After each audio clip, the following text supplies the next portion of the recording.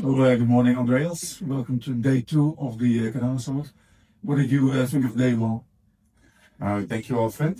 It's a pleasure to be here. Day one was amazing.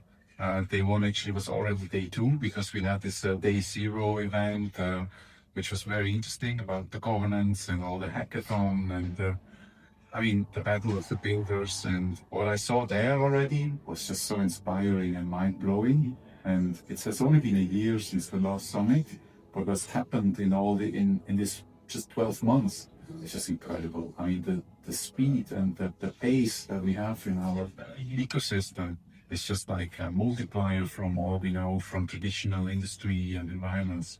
And yesterday brought it then back into a bit more structure.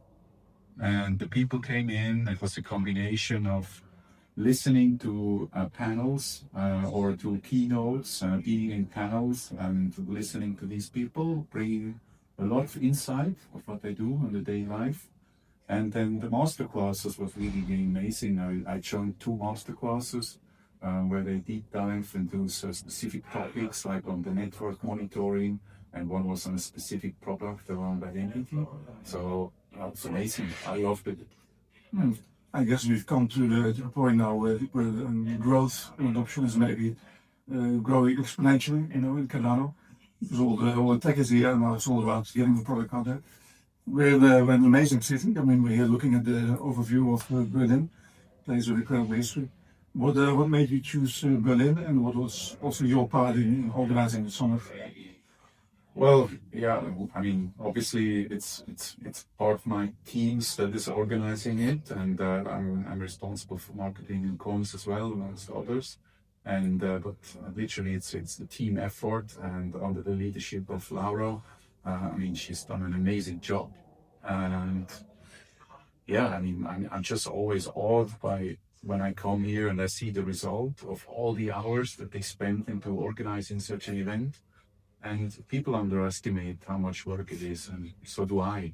But when I see behind the scenes what it means to get this done, that it works so smoothly with everything that is involved, from food and beverage to travel requests, to putting the people together, to branding, and even I went into this elevator, and the elevator up here, the 15th floor, with just like the little logos and catchphrases. It's just like I'm there. It's like wow. It's just wow. And I've been in Dubai twice now, and now it's Europe. I had a bit of mixed feelings, or like I came out of Dubai with some mixed memories. I had some amazing experience. We had some interesting chats, but I was always a bit wondering, should we go back for a third year? Because it just takes time to evolve and to build the relationships. And maybe what we planned to get out of Dubai and the region would have come now in year 3 and 4 or 5. But this is not what we're going to try. We set off the year 2. It didn't materialize on the projects that we wanted. And many elements went just back to the pay-to-play mode, like many other layer ones do in that region. And that's not what we want to do. And we said, well, where is entrepreneurship? Where is interest? Where is growth? Well, it's in Germany. It's in bloody Berlin. And let's go to Berlin then. Absolutely. When you walk around and when you look at all the projects that are here present, I think it's a mix of projects in Cardano that have reached a certain level of being able to interact with like the real economy, and of course lots of companies and projects and businesses from the real economy. So regarding those last ones, what is it that you would like those to get away with from visiting the summit? That's a very good question. The thing is, that's the advantage of age in that sense. We have seen a few things over the many years. We have seen a few booming trends in the past already. I remember year 2000 when we had the trend about Web 2 and all the e-commerce part, and I was very, very active in that part where we all saw this is going to be the next big mind-blowing thing, and then it crashed. And a few survived, and they were driving. And it's the same with blockchain. It started there was the tech, And everybody said, wow, such an amazing tech, what we're doing with it. And then they had to figure out. It's like you give somebody a sandbox and the kids need to figure out what they can do with it. And they have done some, there was done some trial and error, there was a lot of error as usual. But now what's different is really, I think the ecosystem is maturing because all around now it's a couple of years. I mean, it's more than 10 years that we have the blockchain now, not Cardano, but others. And we had to mature. We had to mature as an ecosystem. We had to mature as a technology. And today we are where we actually exactly wanted to be and where we should have been many years ago when we really launched for all the enterprises. And the enterprises are now a bit hesitant because they have seen what happened many years ago, that it wasn't ready. This is a toy. It's nice to play with, but then you don't get anything out of it financially. And today, and this is what's happening here in Berlin now, and it's really enterprises come here and they see, oh man, there's a business case behind it. I can actually do something for my business and get value out of it. And that's what's different now. Exactly, and that brings us to the next topic, namely institutional capital.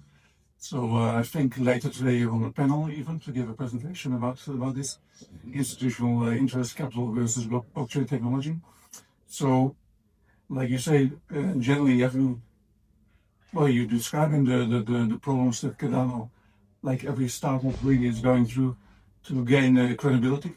But are you now noticing a shift on behalf of the institutions and the willingness to provide capital to what you guys are doing? Yes, indeed, and it's in a very positive way.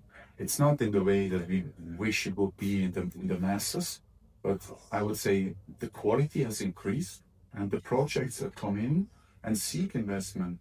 It's not just pay to play or have a fancy tool or another app. It's actually stuff with real value, and you will hear that. Hopefully, you can join my panel and listen to it.